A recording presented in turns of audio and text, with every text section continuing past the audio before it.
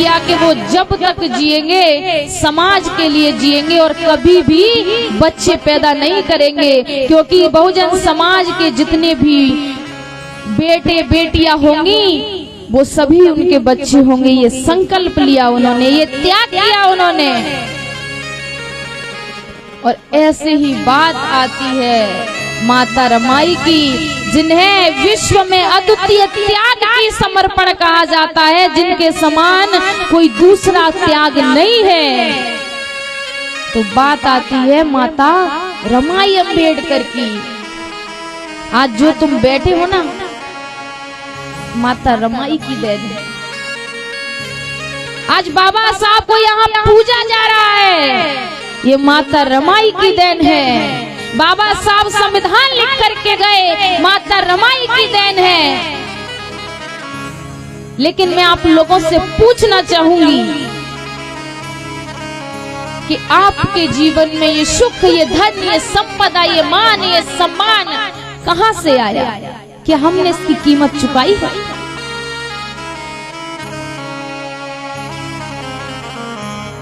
आज आप इतनी सुंदर सुंदर साड़ियां पहन करके बैठी हो, आप इतने सुंदर सुंदर वस्त्र पहन करके बैठे हो, क्या आपने इसकी कीमत चुकाई है?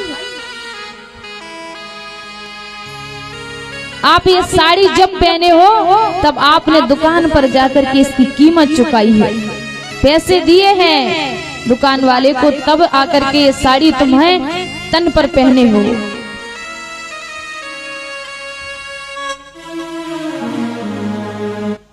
आज आप लोग सूट बूट में पहने बैठे हो, किसने कीमत चुकाई? आज आप लोगों ने ये टेंट लगवाया है, साउंड लगवाया, इसकी भी कीमत चुकाई है। मोबाइल फोन है हाथ में, इसकी भी कीमत चुकाई है। ये जो सुंदर सुंदर साड़ियां हैं जो तुम आप पहने हो, उस समय माता रमाई के पास एक अच्छी साड़ी नहीं थी पहनने को। लेकिन मुझे एक बात बताओ, रमाई की फोटो किस किस के घर पे है? किस किस के घर पे है? और यहाँ पास में किसका घर है? पास में किसका घर है? किसी का घर है पास में? है किसी का घर? अगर किसी का घर पास में हो जिसके घर रमा की फोटो हो तो मुझे ला करके दीजिएगा। देखा है आपने रमाई को कैसी दिखती थी? देखा है? माता बहनों ने शायद नहीं देखा होगा। देखिए मैं बताती हूँ, ये है बाबा साहब की पत्नी रमाई, ये है।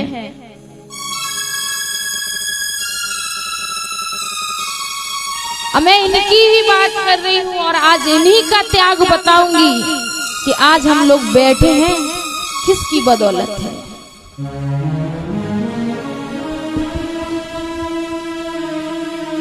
एक समय था जब माता रमाई के पास एक अच्छी साड़ी नहीं थी पहनने के लिए, लेकिन आज देखिए आप कितनी कितनी सुंदर सुंदर साड़ियां हैं।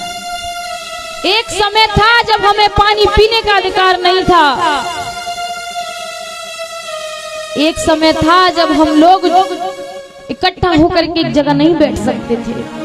एक समय था जब हम लोग ऊंचे ऊंचे मंच पर बैठ करके प्रवचन नहीं कर सकते थे, भाषण नहीं दे सकते थे। लेकिन आज वो सब कुछ बदल दिया। किसने बदला? एक बार की घटना सुना रही हूं।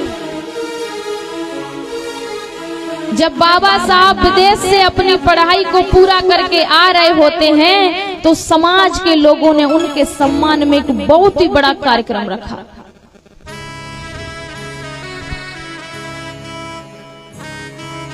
जब रमा को ये बात पता लगी कि बाबा साहब के सम्मान में बड़ा कार्यक्रम रखा गया है तो सोचने लगी मेरे साहिब आएंगे और मेरे साहिब आकर के भाषण देंगे।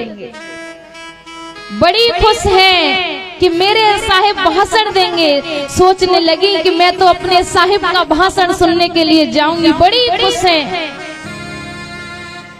जल्दी से घर के सारे कामों को निपटा लेती हैं और जब जाती हैं अपने बक्से को खोलती हैं तो देखती हैं कि सभी साड़ियां फटी हुई हैं, कौन सी साड़ी पहन करके जाऊं।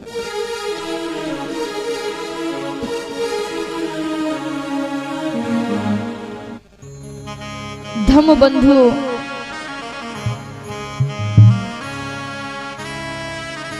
एक समय था जब माता रमाई साड़ियों में टिकरी लगा लगा करके पहना करती थी। लेकिन मैं एक बात और कहना चाहूंगी, यहां मैं तुम्हारे लिए वो चीज लेकर के आई हूं जीवन को बदलने के लिए, लेकिन आप लोग हैं जो बातों में लगे हुए हैं।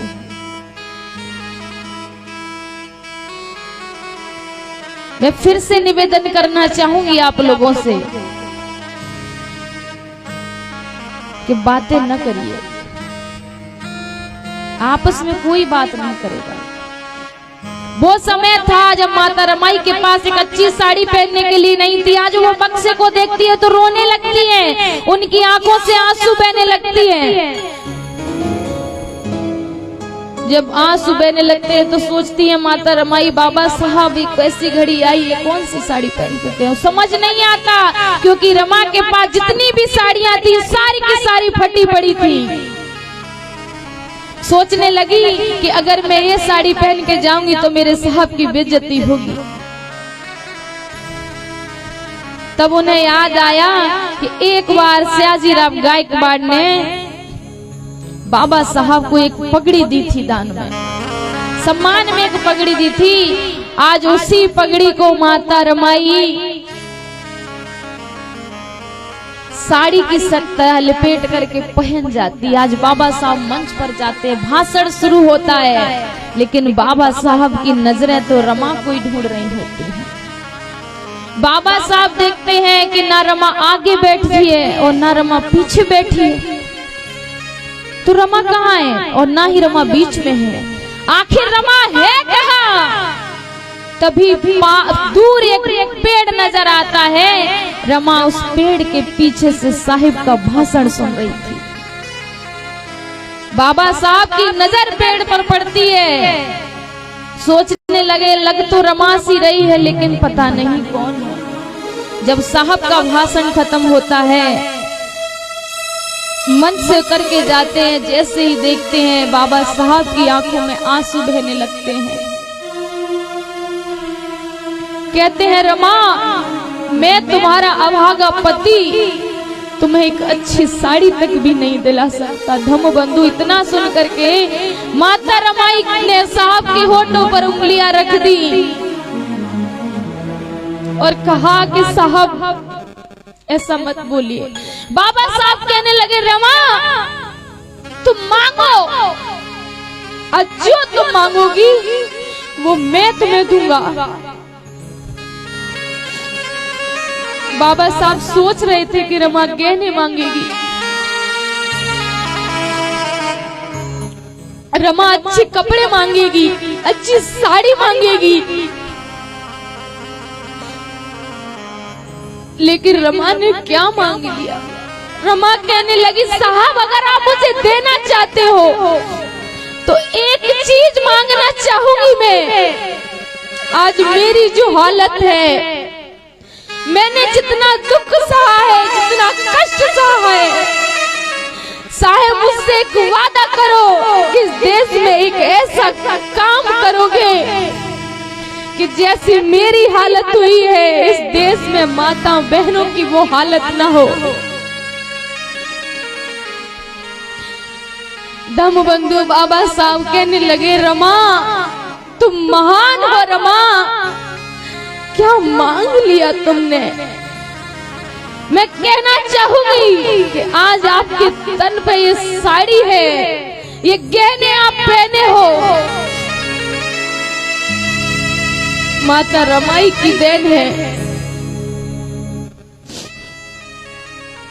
उन्हीं की वजह से आज आपके पास ये सुंदर सुंदर साड़ियां, सुंदर सुंदर गहने हैं। आज उन्हीं की बदौलत जब आप कहीं जाती हो तो आप सोचती हो कौन सी साड़ी पहन के जाऊं। जब आप अलमारी को खोलती हो तो साड़ियों नारियों की कतार तुम्हारे सामने आकर के गिर जाती है, तुम चक्कर में पड़ जाती हो कि कौन सी साड़ी पहन करके जाऊं। लेकिन उस समय माता रमाई के पास एक अच्छी साड़ी नहीं थी पहनने के लिए,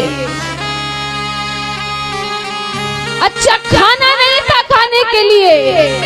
पता है आज तक तुमको तो भरपेट खाना मिलता है, लेकिन उस समय माता रमाई को भरपेट खाना भी नहीं मिलता था। किस लिए?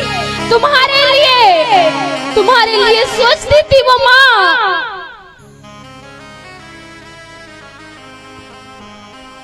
कि मैं कष्ट सहन कर सकती हूँ, लेकिन मैं अपने समाज की बहन बेटियों को यूं दुख में नहीं देख सकती, उनके ऊपर शोषण अत्याचार होते हुए नहीं देख सकती।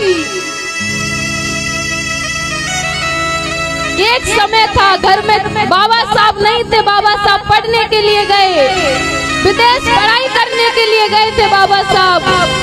घर में 6 लोग थे। माता रमाई उपले बेच करके शाम को लौट करके आती थी। 6 लोगों के लिए 4 रोटियां बनती थी बाजरे की। माता रमाई एक रोटी अपने बेटे यशवंत को देती, दूसरी रोटी अपने भाई शंकर को देती, तीसरी रोटी अपनी जेठानी लक्ष्मीबाई के पुत्र मुकुंद को देती, और एक रोटी में से माता रमाई, उनकी जेठानी लक्ष्मीबाई और माता रमाई की बहन गोरा, ये तीनों महिलाएं मिलकर के खाया करती थी। आप लोग सोच सकते हो, कभी कभी तो वो लोग प्याज की चटनी बना करके खाया करते थे, सब्जी भी नहीं थी। लेकिन आज तुम्हारे लिए इतना कुछ कर गई कि जो अच्छा लगे वो बना लिया तुमने, जो अच्छा लगे वो खा लिया। उस समय उनके लिए एक रोटी भी नहीं थी, एक रोटी भी नहीं थी। कभी कभी पानी पी करके गुजारा किया करती थी माता रमाई। लेकिन आज तुम कहते हो कि घर का खाना अच्छा नहीं लग रहा है तो होटल में खाने के लिए चलते हैं। किसकी बदौलत? माता रमाई की बदौलत। इसीलिए मैं कहना चाहूंगी कि आपके जीवन में ये मान, ये सम्मान, ये सुख, ये धन, ये संपदा जो भी आया है, इसकी कीमत परम पूज्य बाबा साहब अम्बेडकर और माता रमाई ने बड़े कष्टों को सहन करके इसकी कीमत चुकाई है। लेकिन क्या होता है कि जहाँ महापुरुषों की विचारधारा होती है, जहाँ महापुरुषों की चर्चा रखी जाती है, वहाँ तुम लोगों को हाथ जोड़ जोड़ करके बुलाना पड़ता है। लेकिन जहाँ तमाशा हो रहा होता है, नौटंकियां हो रही होती हैं, तो तुम लोगों को कहने की जरूरत नहीं पड़ती है। तुम लोग पूरा का पूरा बिस्तर लेकर के वहाँ पहुँच जाते हो। जब बात आती है बाबा साहब की जयंती की, तो तुम लोगों से 100 रुपए निकलते हैं, 50 रुपए निकलते हैं, 1000 रुपए निकलते हैं, 500 रुपए निकलते हैं। लेकिन मैं पूछना चाहूंगी कि तुम्हारे 500 रुपए ज्यादा है या बाबा साहब का जीवन ज्यादा है? तुम्हारे 100 रुपए ज्यादा है या माता रमाई का जीवन ज्यादा है? इसीलिए मैं कहना चाहूंगी,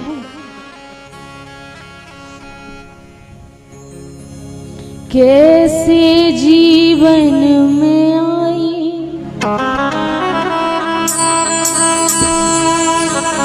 ये खुशियों की सौगात,